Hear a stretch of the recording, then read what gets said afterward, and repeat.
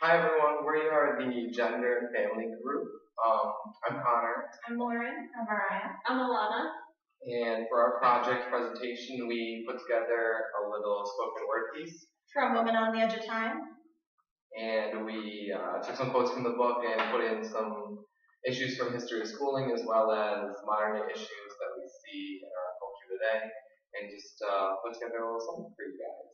So here we go.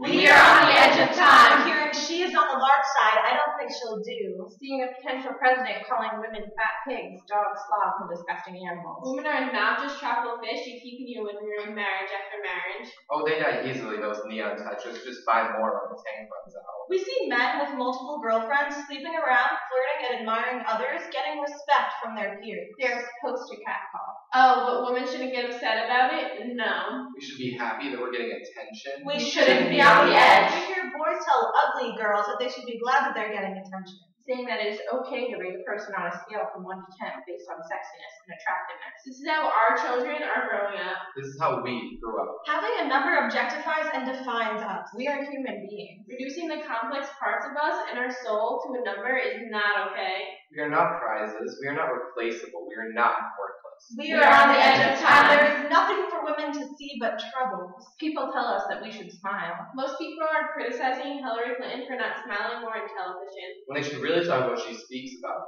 whether they agree or not.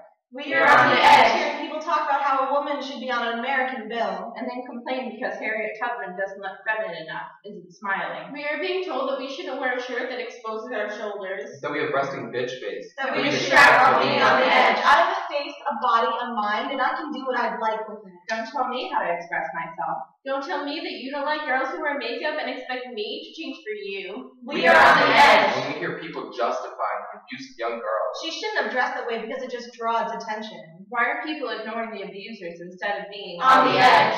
Society is used to the idea that men can be disgusting. They can joke about rape in girls' bodies, and others feel like they have to join in or else they will be judged. We see women becoming used to living in danger. Too scared to walk out at night, too wary around others, too afraid to speak up. Women are getting used to living like victims.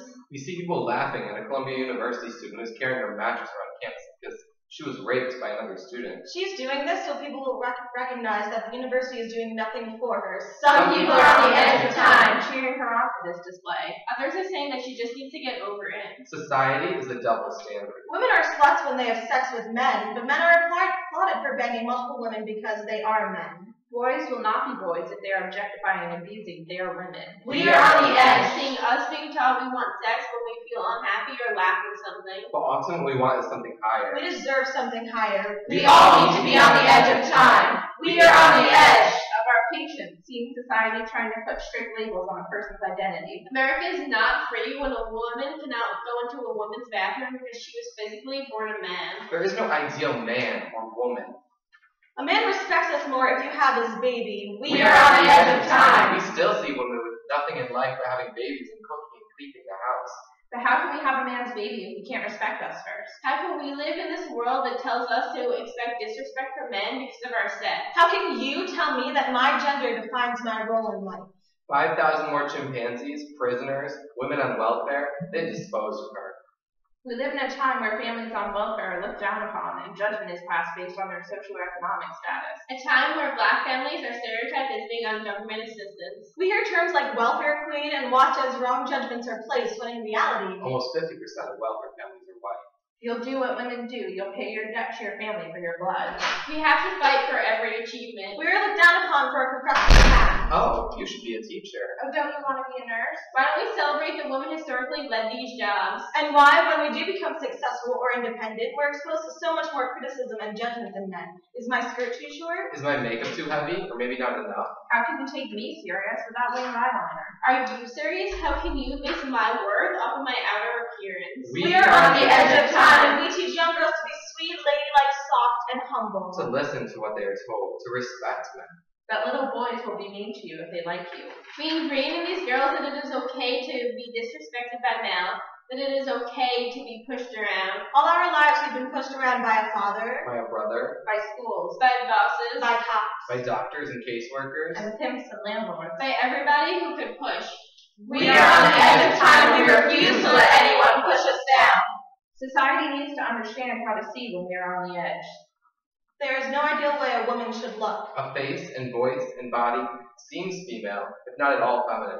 Confident, unself-conscious, aggressive, Sure and graceful in the exact way someone should be a woman, any way we desire. How can men be mothers? How can some kid who isn't related to you be your child? We are on the edge of redefining family. Because someone said family was something you were born to, and motherhood was a biological right. Who are you to decide who my family is? Myself, I use core, because I think that means something real. Sometimes the most real family we have are the ones not related by blood. We live in a country where people are denied the right to adopt because they live a different lifestyle. They're judged for using surrogates or for raising someone else's kid. Here, how could anyone know what being a mother means who has never carried a child for 9 months? Was never born a baby in blood and pain, was never suckled a child. When motherhood is more than a gender. Family is more than genes. And a child doesn't need a pedigree to know they're loved.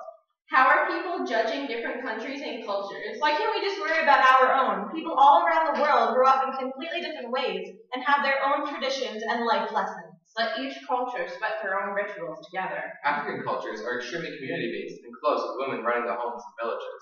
Asian families have a more matriarchal family structure. We are on the edge, and we see how our society is not respecting other cultures' decisions.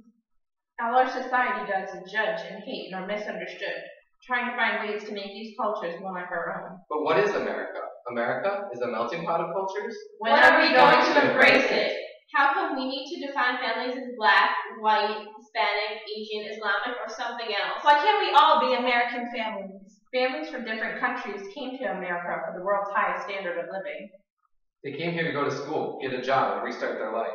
Because there's no way like the American way, but we are not We perfect. still judge cultures, men, women, and families. I'm just a chica who cosmetically fix her sex use like you find in any knock job. They tell us we need to be perfect in order to have sex. To fit this stereotype, women and men get plastic surgery, even now, to look like Barbie and Ken dolls. We live in a society where looking like these dolls is considered beautiful, but in reality they are at an unhealthy body weight. We are on the edge, always being asked, what does your perfect man look like? Or what does your perfect woman look like? We are taught to say that the perfect woman is someone with big breasts and a small waist. But not all women can look like Barbies. Everyone focuses on those real-life Barbies, like the Kardashians. But nobody focuses on bigger issues, like the hundreds of thousands of girls raped each year in South Africa.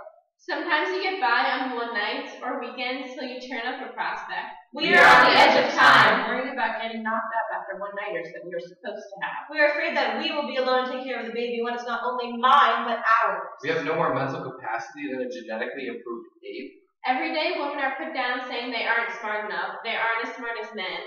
We are on the edge. Now learning that girls have more advanced language learning skills than boys starting at 2 days old. Women are not weaker. Not dumber. We are as smart and as strong and should be treated that way. What if we only have babies if it's in the contract? I never had a contract that called for a kid. Mostly the moms have them. You know, they're poor to make babies all the time. We are on the edge of time. The divorce rate for married couples in the U.S. is 50%. Most of which end in family court battles with custody arrangements and child support contracts. Maybe in this world that equates a wife's worth with her ability to have children, there should be contracts for people having kids. Maybe this would fix the broken homes and emotionally scarred families living through toxic relationships. We are all on the edge of time. Is it right that we live in a rape culture? Is it right that Connie's entire mental state is undermined by doctors because of her culture? Is it right Gildina's world has fixed her for sex use? Maybe Luciente's world was right in destroying traditional family structure. How society is defining our world, our binaries, our families is not right. We are all on the edge of time, facing criticism, making choices, deciding the future. Which one will you choose?